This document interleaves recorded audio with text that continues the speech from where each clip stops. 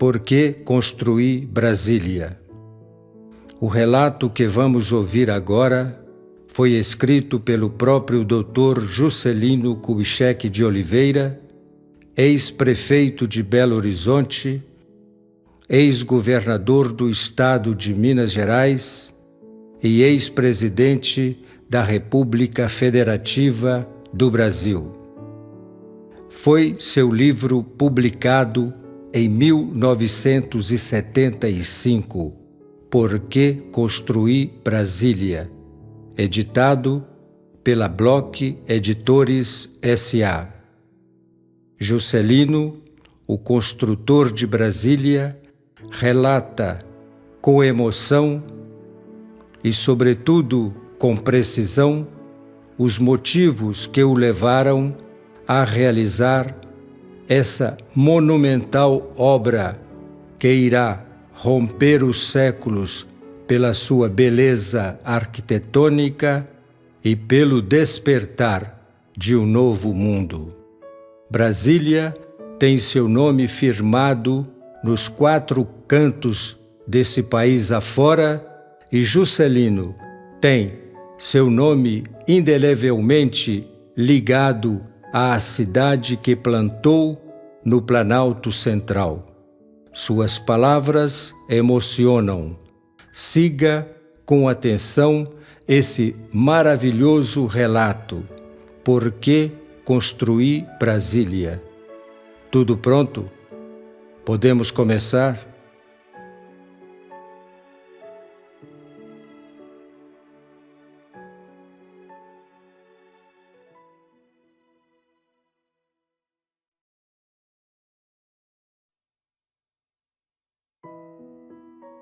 Há ainda uma explicação para este livro, é que ele constituiu também um pretexto para agradecer. Agradecer a Oscar Niemeyer, a Lúcio Costa e a Israel Pinheiro, intérpretes imediatos de uma aspiração nacional que eu lhes transmiti. Aos membros das 2 casas do Congresso, que me proporcionaram os instrumentos legais de que eu necessitava para materializar Brasília. Aos candangos que amassaram com o suor de seu rosto o cimento e a areia de seus edifícios, ao entusiasmo do povo, que nunca me faltou com o seu aplauso, e a amigos e a companheiros e a colaboradores que vão nomeados no correr da narrativa, e ainda aos meus adversários leais, a quem sou reconhecido pela função fiscalizadora e estimulante que exerceram na vigilância de uma obra que marcaria o grande salto do Brasil para a complementação de sua autonomia como grande nação. Devo uma palavra de gratidão, igualmente, a 2 amigos que tornaram possível a publicação desta obra: Adolfo Bloch, cuja chama idealista me colocou a pena na mão para que a escrevesse, e Caio de Freitas, jornalista, pesquisador histórico, que reuniu o material de que necessitava para a elaboração do volume. Nunca hei de esquecer que a 21 de abril de 1960, em Brasília, contemplando a cidade que estava sendo inaugurada, minha mãe alongou o olhar para o horizonte recortado de edifícios de concreto armado e fez este reparo com o orgulho generoso que as mães sabem ter. Só mesmo Nonô seria capaz de realizar tudo isto. Na realidade, tudo o que sou, como cidadão, como brasileiro, como homem público, a minha mãe o devo. Viúva aos 23 anos, ela só viveu para o seu trabalho e a educação de seus 2 filhos. Nunca teve uma palavra de desalento, mesmo nas horas mais difíceis. Graças à sua tenacidade, abri caminho na vida, e foi no seu exemplo que me inspirei para realizar o meu destino. Sem a sua lição diante dos olhos, eu não teria feito Brasília. A ela, este livro é dedicado.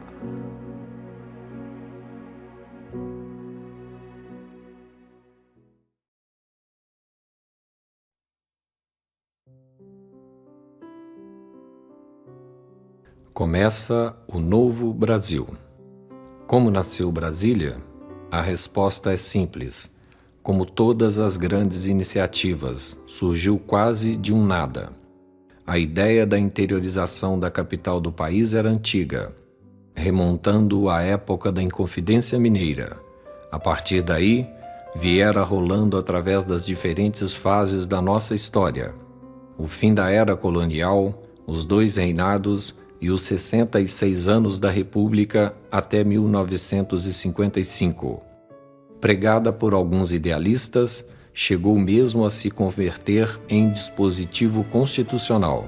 No entanto, a despeito dessa prolongada hibernação, nunca aparecera alguém suficientemente audaz para dar-lhe vida e convertê-la em realidade. Coube a mim levar a efeito a audaciosa tarefa. Não só promovi a interiorização da capital no exíguo período do meu governo, mas, para que essa mudança se processasse em bases sólidas, construí, em pouco mais de 3 anos, uma metrópole inteira, moderna, urbanisticamente revolucionária, que é Brasília. A corporificação da ideia. Tudo teve início na cidade de Jataí, em Goiás, a 4 de abril de 1955, durante minha campanha como candidato à presidência da República. Os políticos que me antecederam realizavam sua pregação ao longo das cidades e capitais situadas na faixa litorânea. Só ocasionalmente quebravam a linha desse roteiro, concordando em fazer um comício num centro populacional do interior. A conduta que adotei era inédita e revelou-se da maior eficiência possível. Ao invés das populações do litoral, iria falar, em primeiro lugar, aos eleitores do Brasil Central. Daí, a razão por que o meu primeiro comício foi realizado justamente em Jataí, cidade perdida nos 100 fins de Goiás. No discurso que ali pronunciei, referindo-me à agitação política que inquietava o Brasil e contra a qual só via um remédio eficaz, o respeito integral às leis, declarei que, se eleito, cumpriria rigorosamente a Constituição. Contudo, era meu hábito, que viera dos tempos da campanha para a governadoria de Minas Gerais, estabelecer um diálogo com os ouvintes, após concluído o discurso de apresentação da minha candidatura. Punha-me então à disposição dos eleitores para responder na hora a qualquer pergunta que quisessem formular-me. Foi nesse momento que uma voz forte se impôs para me interpelar. O senhor disse que, se eleito, irá cumprir rigorosamente a Constituição. Desejo saber, então, se pretende pôr em prática o dispositivo da Carta Magna que determina nas suas disposições transitórias a mudança da capital federal para o Planalto Central. Procurei identificar o interpelante. Era um dos ouvintes, Antônio Carvalho Soares, vulgo Toniquinho, que se encontrava bem perto do palanque. A pergunta era embaraçosa. Já possuía meu programa de metas e em nenhuma parte dele existia qualquer referência àquele problema. Respondi, contudo, como me cabia fazê-lo na ocasião. Acabo de prometer que cumprirei, na íntegra, a Constituição, e não vejo razão por que esse dispositivo seja ignorado. Se for eleito, construirei a nova capital e farei a mudança da sede do governo. Essa afirmação provocou um delírio de aplausos. Desde muito, os goianos acalentavam aquele sonho e, pela primeira vez, ouviram um candidato à presidência da República assumir, em público, tão solene compromisso. A ideia, como já disse, nascera em 1789 e viera se arrastando sem que mais nada houvesse sido feito no sentido de concretizá-la. A única providência tomada, além das de caráter aleatório, que refletiam a atividade das comissões presididas por Luiz Cruz, Poli Coelho e Marechal José Pessoa, havia sido o acréscimo de um retângulo colorido no mapa do Brasil, assinalando a localização do futuro Distrito Federal. A afirmação do comício em Jataí fora política até certo ponto. Até então, eu não me havia preocupado com o problema. Entretanto, a partir dali e no desdobramento da jornada eleitoral, quando percorri o país inteiro, deixei-me empolgar pela ideia. Havia visto o Brasil de cima, de bordo de um avião, e pude sentir o problema em todas as suas complexas implicações. 2/3 do território nacional ainda estavam virgens da presença humana. Eram os vazios demográficos de que falavam os sociólogos. O grande desafio da nossa história estava ali. Seria forçar-se o deslocamento do eixo do desenvolvimento nacional, ao invés do litoral, que já havia alcançado certo nível de progresso, povoar-se o Planalto Central. O núcleo populacional, criado naquela longínqua região, espraiar-se-ia como uma mancha de óleo, fazendo com que todo o interior abrisse os olhos para o futuro grandioso do país. Assim, o brasileiro poderia tomar posse do seu imenso território, e a mudança da capital seria o veículo, o instrumento, o fator que iria desencadear novo ciclo bandeirante. Fixei-me na ideia e, como resultado dessa fixação, aos 30 itens que integravam meu plano de metas, acrescentei mais um, o da construção da nova capital, ao qual denominaria mais tarde a meta síntese. Quando assumi o governo, o Brasil acabava de viver uma das fases mais tempestuosas de sua história. Houve o suicídio do presidente Getúlio Vargas e 2 outros chefes do governo foram depostos. Não deixei de herdar grande parte do ressentimento que conturbava o ambiente político. Em face disso, era grande e aguerrida a bancada oposicionista no Congresso. Uma lei que determinasse a mudança imediata da capital certamente iria dar causa a profundas divergências e acirraria contra mim, logo no início do meu mandato, o ódio dos oposicionistas mais intransigentes. A situação requeria cautela. Chamei o jurisconsulto Santiago Dantas e lhe pedi que elaborasse a mensagem e o respectivo projeto de lei. Expliquei-lhe, porém, o que desejava: uma lei que, uma vez aprovada, fosse um diploma legal completo, capaz de cobrir todas as fases da execução da transferência, sem que me visse obrigado a recorrer de novo ao Congresso. O trabalho que Santiago Dantas me apresentou era perfeito. Nele, tudo havia sido previsto. Acusava apenas uma lacuna: a data da transferência. A Constituição estabelecia nas suas disposições transitórias que essa data seria fixada pelo Congresso. Antes, porém, da remessa da mensagem ao Congresso, julguei que deveria tomar algumas providências, estas de natureza política. Naquele momento, a oposição tudo vinha fazendo para impedir a aprovação de uma lei sobre o imposto de consumo, que era de grande interesse para o governo. O mesmo iria acontecer certamente em relação ao anteprojeto de lei referente à mudança da capital. A solução seria transferir o patrocínio da iniciativa para o governo de Goiás, o estado mais estreitamente vinculado ao problema. Falei a respeito com o governador José Ludovico, que aceitou, com entusiasmo, a sugestão. Não só atuaria, junto aos representantes do Estado, inclusive os udenistas, no sentido de se criar um ambiente favorável à ideia, mas também promoveria a realização de uma cerimônia em Goiânia que acentuaria ainda mais o caráter regionalista da iniciativa.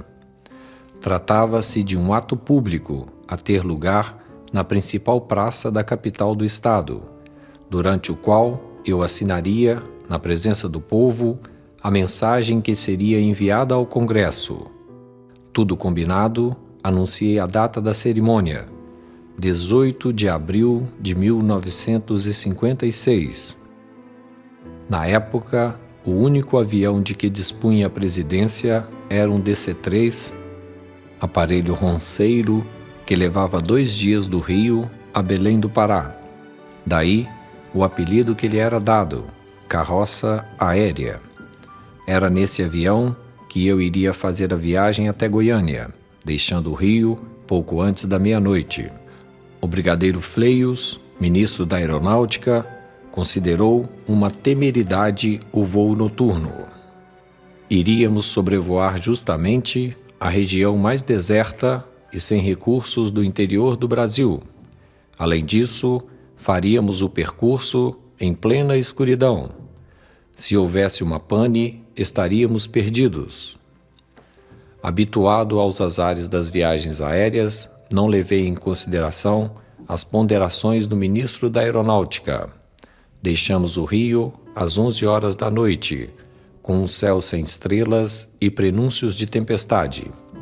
A viagem transcorreu normalmente até às 3 horas da madrugada, quando, sem qualquer pressão, o avião perdeu a rota e se deixou levar, sem rumo. Voávamos às cegas, ora em círculos, ora em linha reta, na expectativa de um desastre iminente. Quando amanheceu, vimos uma localidade que o piloto reconheceu ser a cidade de Morrinhos, não muito distante da capital do estado. Tomando-a como ponto de referência, orientou o avião na direção que desejávamos. Sobrevoamos Goiânia ainda muito cedo e, mesmo assim, pudemos constatar que a cidade estava engalanada, com milhares de pessoas nas ruas. Preparamo-nos então para a descida, quando ocorreu um fenômeno curioso. O avião já havia sido colocado na posição adequada e eis que uma nuvem branca e densa, como imenso floco de algodão, estacionou exatamente em cima da pista, impedindo a aterrissagem. O mais surpreendente era que a nuvem ocultava apenas a pista, como se tivesse o propósito de evitar o pouso. Sobrevoando o local, podíamos ver, com absoluta nitidez, a multidão que superlotava as imediações do aeroporto. Após várias tentativas de aterrissagem e todas fracassadas, decidimos seguir para Anápolis, distante meia hora de voo. Ali, o avião pousou sem novidade. Encontramos o aeroporto deserto. Não havia viva alma, nem no campo de pouso, nem no edifício da administração. Deixando o aparelho, atravessamos o edifício da administração e entramos num pequeno café que acabara de abrir suas portas. Sentamo-nos a um canto e pedimos média com pão e manteiga. Surgiram, pouco depois, 4 ou 5 pessoas, atraídas certamente pelo ruído dos motores. Olharam-nos com surpresa e foram em busca do prefeito e do chefe político do município. Quando esses chegaram, expliquei-lhes o motivo da inesperada visita e esclareci que, não podendo perder tempo, pois estava de viagem marcada para Manaus, onde me aguardava o coronel Janari Nunes, então presidente da Petrobras, a fim de visitarmos juntos o Poço Pioneiro de Nova Olinda, havia resolvido realizar ali a cerimônia da assinatura da mensagem a ser enviada ao Congresso. Assim, o ato público, que deveria ter tido lugar na principal praça pública de Goiânia e na presença de milhares de pessoas, acabou sendo realizado no interior de um botequim ao lado do aeroporto de Anápolis e assistido apenas por meia dúzia de curiosos. Assinei ali a mensagem e solicitei que se redigisse uma ata a ser subscrita por todos os presentes, consignando no seu texto tudo quanto acontecera naquela manhã. A mensagem e a ata tiveram a mesma data, 18 de abril de 1956.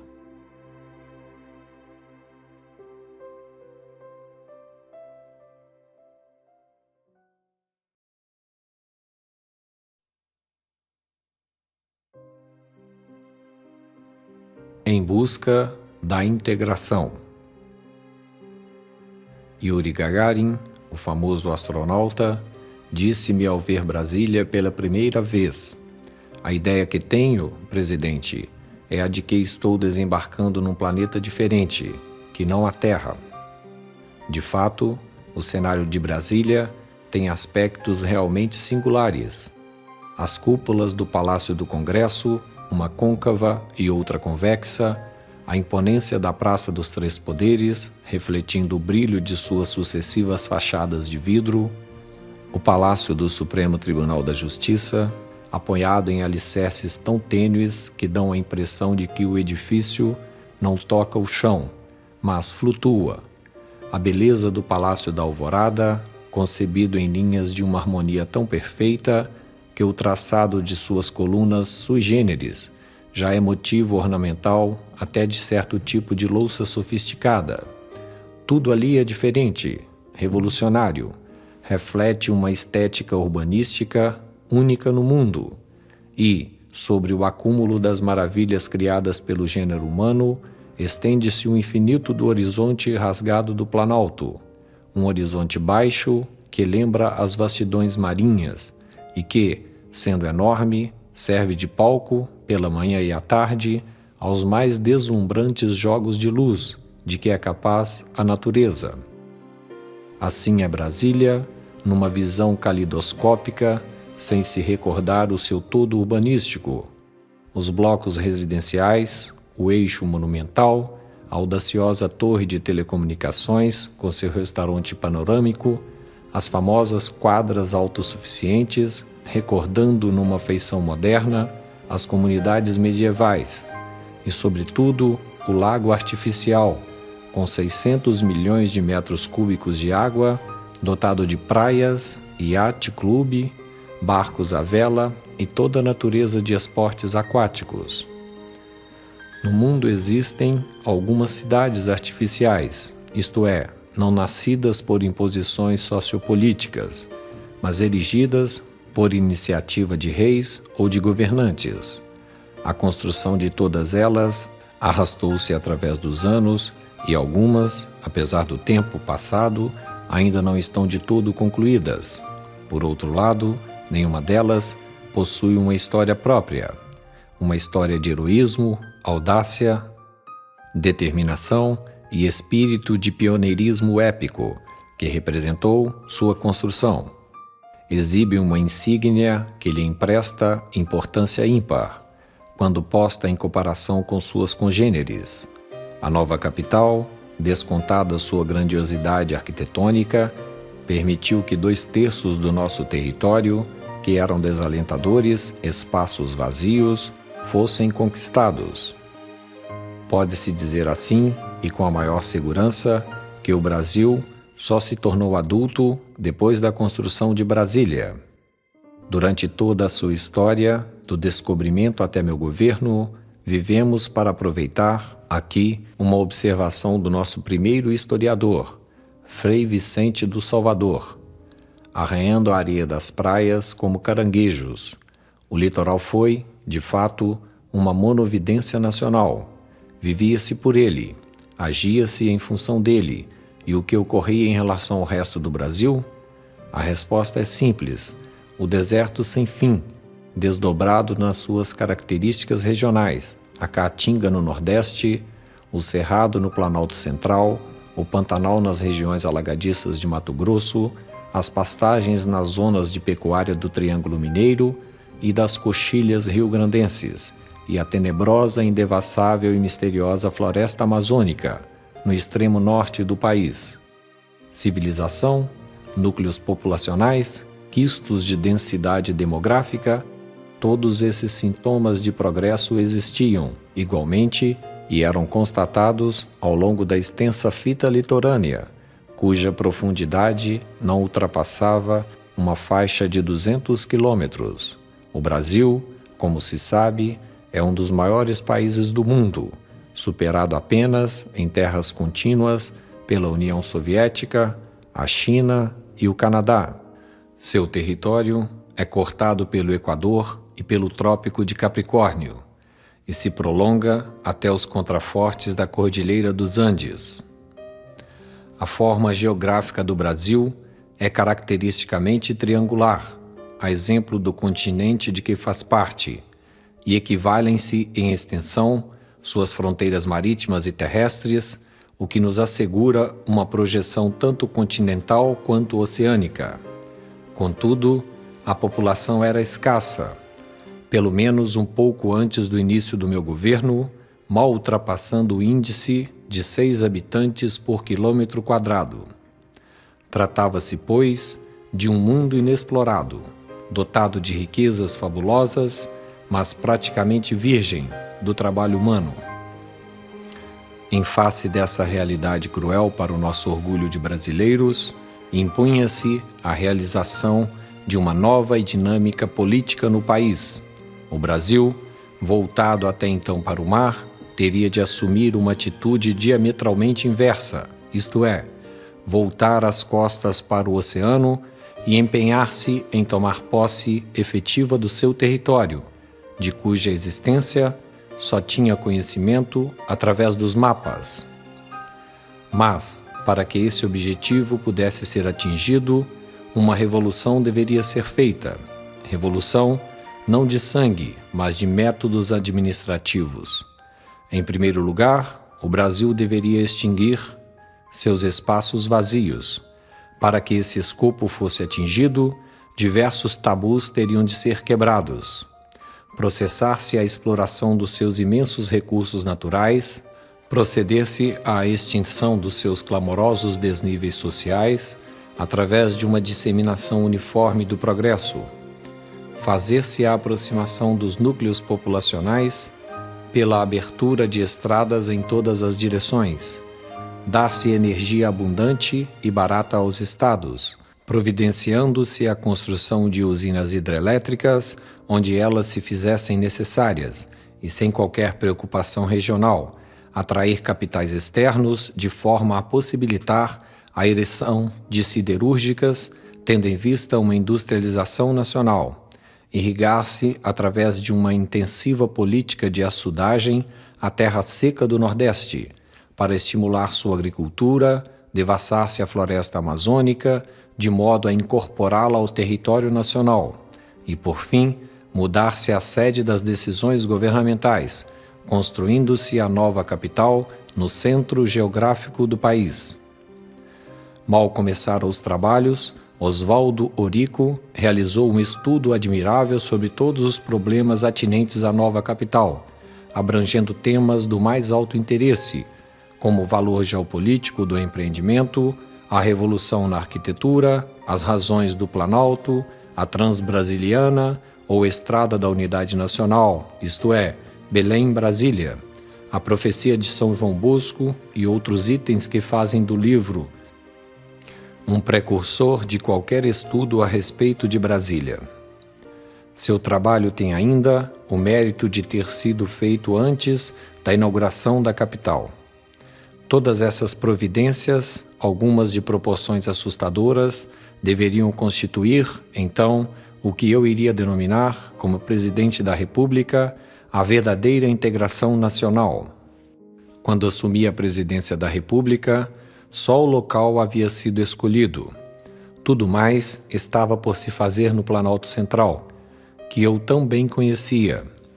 Durante a campanha eleitoral, sobrevoara-o inúmeras vezes e, lançando o olhar através da vigia de bordo, deixava-me enlevar pela beleza panorâmica do lugar. Tudo era grande na região, a planície infinita, um carrascal que parecia não ter fim. O cerrado, cobrindo a terra vermelha, só interrompido pelos cursos d'água, que corriam em diferentes direções. Aqui e ali, surgiam tufos densos de árvores maiores, principalmente nas proximidades dos cursos d'água, e cuja cor, de um verde mais escuro, contrastava de forma chocante com a homogeneidade do cinzento sujo do cerrado.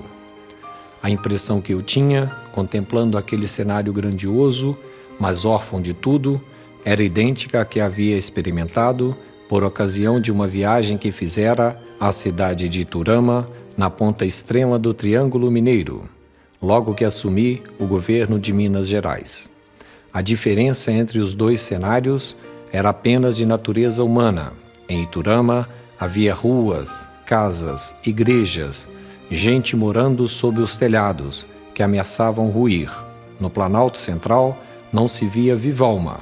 Era a terra e o cerrado, e sobre ambos o céu mais lindo do mundo. Entretanto, O espetáculo de desolação nos dois locais era o mesmo: pedaços perdidos do Brasil, sacrificados pela miséria e falta de transporte. No plano místico, fez-se ouvir, como uma advertência profética, o tão citado sonho de São João Bosco. O Santo Bec, na Itália, era dado a visões que constituíam verdadeiras antecipações do que iria ocorrer em futuro, às vezes remoto. A 30 de agosto de 1883, passou ele por outra experiência desse gênero. Tratava-se de um sonho-visão e desta vez referente ao Brasil, relatado numa reunião do capítulo geral de sua congregação, alguns dias depois, ou seja, a 4 de setembro. Dom Bosco revelou que fora arrebatado pelos anjos e durante a viagem, um dos guias celestiais disse-lhe de repente: "Olhai, viajamos em direção das cordilheiras." O santo relatou então que viu as selvas amazônicas com seus rios intrincados e enormes, visitou as malocas dos índios e assistiu, aterrorizado, ao sacrifício de 2 missionários salesianos, abatidos a tacape pelos selvagens. Fato que, posteriormente, se deu na Amazônia em 1934, quando morreram, vítimas dos Chavantes, os padres Pedro Satilotti e João Fuchs. Mas não era tudo, e o santo prosseguiu na sua narrativa. Entre os paralelos 15 e 20 graus havia um leito muito largo e muito extenso, que partia de um ponto onde se formava um lago.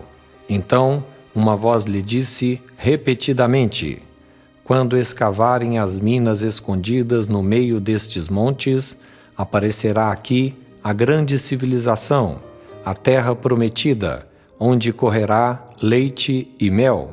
Será uma riqueza inconcebível, e essas coisas acontecerão na 3ª geração."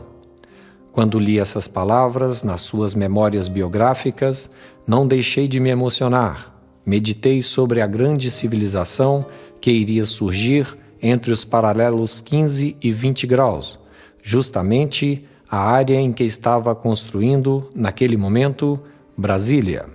O lago, da visão do santo, já figurava no plano piloto do urbanista Lúcio Costa, e a terra prometida, anunciada repetidamente pela misteriosa voz, ainda não existia de fato, mas já se configurava através de um anseio coletivo que passara a constituir uma aspiração nacional. Ali correria leite e mel. A visão de Dom Bosco fora, de fato, uma antecipação, uma advertência profética sobre o que iria ocorrer no Planalto Central a partir de 1956.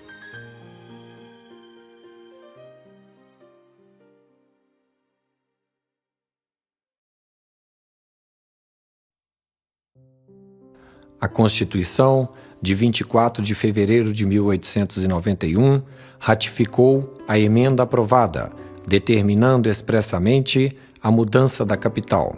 No seu artigo 3º, fica pertencendo à União, no Planalto Central da República, uma zona de 14.400 km², que será oportunamente demarcada para nela estabelecer-se a futura capital federal.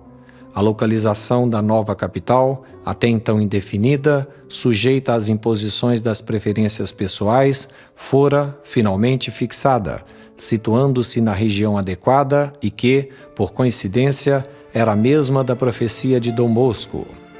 Às 7h45 do dia 2 de outubro, deixei o aeroporto Santos Dumont, no Rio, rumando para o local onde construiria Brasília. Acompanharam-me nessa viagem o general Teixeira Lott, ministro da Guerra, o general Nelson de Mello, chefe da minha casa militar, o governador da Bahia, Antônio Balbino, Israel Pinheiro, presidente da Nova Cap, Regis Bittencourt, diretor do Departamento Nacional de Estradas de Rodagem, o brigadeiro Araripe Machado, o coronel Dilermano Silva, Oscar Niemeyer e os aviadores coronel Lino Teixeira, coronel Renato Goulart, o coronel Celso Rezende Neves, o major Múcio Scorzelli e o capitão Gama e Souza, além de diversos técnicos, integrantes do Conselho do Desenvolvimento, órgão por mim criado, responsável pelo planejamento e elaboração das metas do governo. Quando o avião sobrevoou o local da futura capital, concentrei-me em observar a região. Era um descampado infinito, com suaves ondulações no terreno, que não ultrapassavam a altura de 200 metros. Tudo era chato e amplo, a vastidão desconcertante do vazio. Lá estava o cruzeiro, de braços abertos, como que saudando os intrusos que chegavam pelo céu. Além do cruzeiro, via-se a fita de terra vermelha da pista de pouso. Alguém pergunta: presidente, é ali que vamos aterrissar?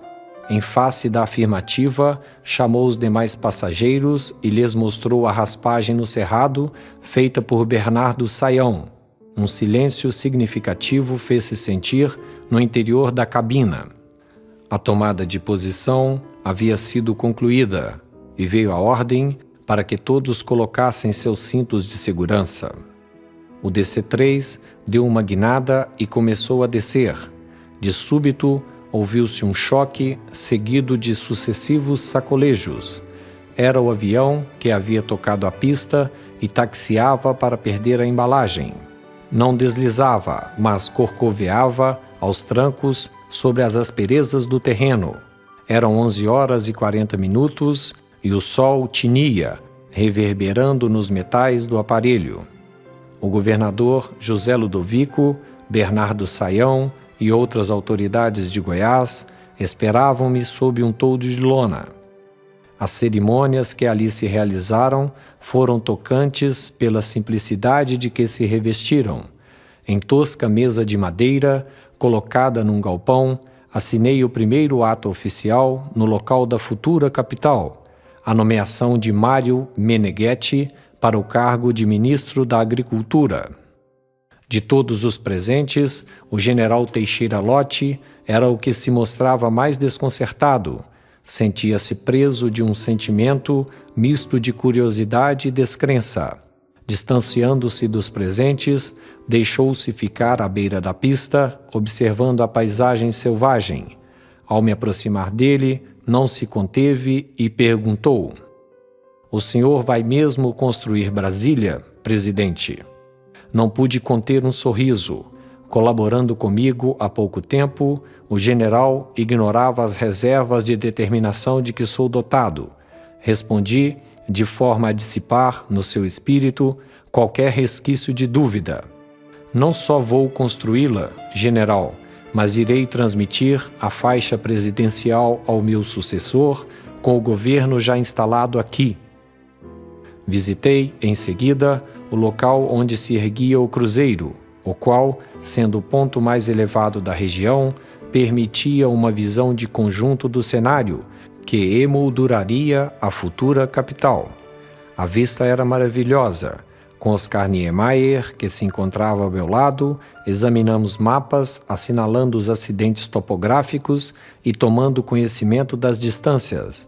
Até então, não tínhamos qualquer ideia de como seria a cidade.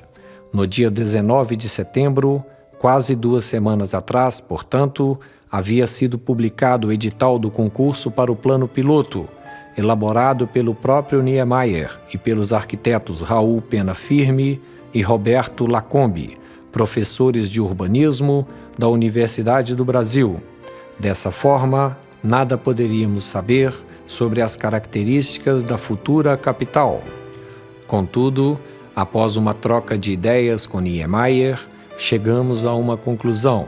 Iríamos demarcar, desde logo, uma área prioritária que serviria de base às obras que viriam depois. Localizamos, então, o núcleo pioneiro na parte em que deveria erguer-se a residência presidencial, e essa área foi imediatamente demarcada, ficando Niemeyer incumbido de elaborar, com a maior urgência possível, os projetos do palácio, que seria a residência do presidente da República e de um hotel de turismo para alojar, desde o início das obras, os que visitassem Brasília.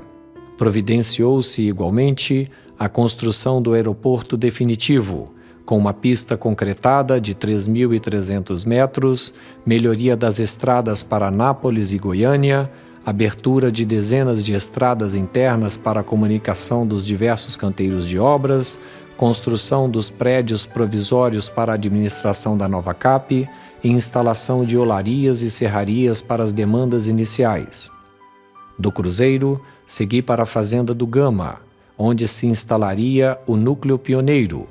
Ao atravessar uma velha ponte sobre o Ribeirão Vicente Pires, conversei com o engenheiro Saturnino de Brito sobre o problema do abastecimento de água à futura cidade. Falamos então do projeto, já em estudo, de se construir uma barragem que represaria a água de vários rios a fim de se formar um lago artificial de 10 km². Lembrei-me da profecia de Dom Bosco.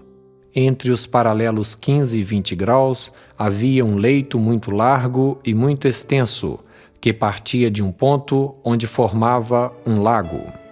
Descobri depois que havia no local um aviãozinho monomotor que servira de condução ao governador de Goiás.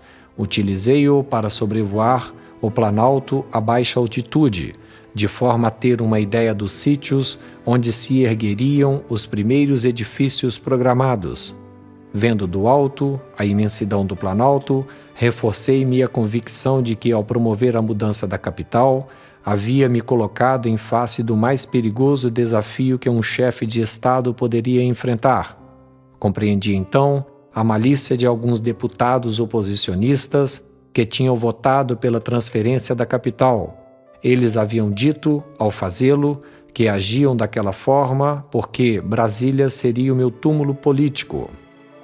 Depois que o aviãozinho pousou, sentei-me num toco de árvore, à beira de um córrego. Estávamos na Mata do Gama e ao lado dos olhos de água, dos quais jorrava abundante e límpida a água que abasteceria, pouco depois, o Catetinho. Distraí-me na conversa quando o general Nelson de Mello, que se encontrava perto, segurou-me uma das mãos a fim de que pudesse observar o que se passava mesmo junto aos meus pés. Uma enorme jararaca coleava no capim, aproximando-se de mim numa atitude agressiva. Só tive tempo de dar um salto, evitando assim seu bote. Já armado, o qual, se me atingisse, poderia ter sido mortal. Passado o susto, alguém trouxe-me um caderno, pomposamente denominado Livro de Ouro de Brasília, e me pediu que deixasse consignada na sua primeira página minha impressão da região. Escrevi: deste Planalto Central, desta solidão que em breve se transformará em cérebro das altas decisões nacionais, lanço os olhos mais uma vez sobre o amanhã do meu país e antevejo esta alvorada, com fé inquebrantável e uma confiança sem limites no seu grande destino. Sentado naquele toco de árvore, prossegui conversando sobre os problemas de Brasília. Estávamos em face de um desafio. Iria enfrentá-lo com determinação e audácia. Tive a impressão de que minhas palavras caíam no vazio. A descrença era geral. Sorrisos amarelos afloravam nos lábios contraídos após uma das minhas afirmações. Teria de dissipar aquela atmosfera de pessimismo e nada melhor para isso do que um choque. O choque veio em seguida. Era o prazo para a conclusão das obras. 3 anos e 10 meses. Brasília estava lançada. Era uma ideia em marcha. Para mim, nenhuma força seria capaz de detê-la.